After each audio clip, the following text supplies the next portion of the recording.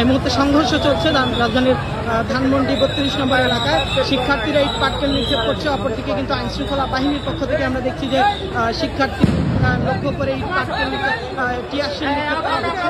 শিক্ষার্থীদের লক্ষ্য করে টিয়ারশেল নিক্ষেপ করা হচ্ছে এবং কিন্তু ছোড়া হচ্ছে। এখন আমরা কিন্তু এইমাত্র দেখলাম যে শিক্ষার্থীদের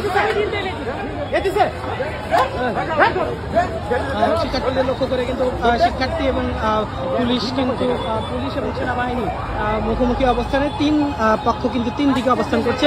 আমরা এইমাত্র একটি ককটেল নিক্ষেপের আমরা এইমাত্র একটি সাউন্ড গ্রেনেড নিক্ষেপ করতে দেখেছি। টিয়ারশেল নিক্ষেপ করে পুলিশ কিন্তু ছাত্রদেরকে ছত্রভঙ্গ করে দিয়েছে।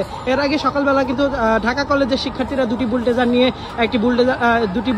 বুলডোজার মিছিল নিয়ে মূলত রাজধানীর ধানমন্ডি ৩২ নম্বরের দিকে এগিয়ে আসে। ধানমন্ডি ৩২ নম্বরে শেখ মুজিবুর রহমানের যে বাড়িটি রয়েছে সেটি তারা গুড়িয়ে এটিকে খেলার মাঠ এবং গণশৌচাগার করার দাবি জানায় শিক্ষার্থীরা।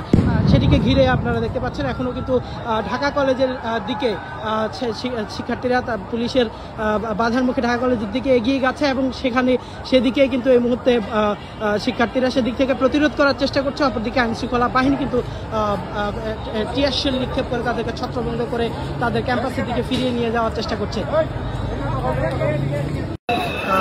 আমরা অবস্থান করছি রাজধানীর ধানমন্ডি ৩২ নম্বর এলাকা। সেখানে পুলিশ, সেনাবাহিনী এবং শিক্ষার্থীদের মধ্যে ধাওয়া পাল্টা ধাওয়া সংঘর্ষ চলছে। একটু পরপরই আমরা দেখছি যে পুলিশ সাউন্ড গ্রেনেড এবং টিয়ারশেল নিক্ষেপ করে শিক্ষার্থীদেরকে নিবৃত করার চেষ্টা করছেন। আমরা এর আগে আপনাদের জানিয়েছিলাম যে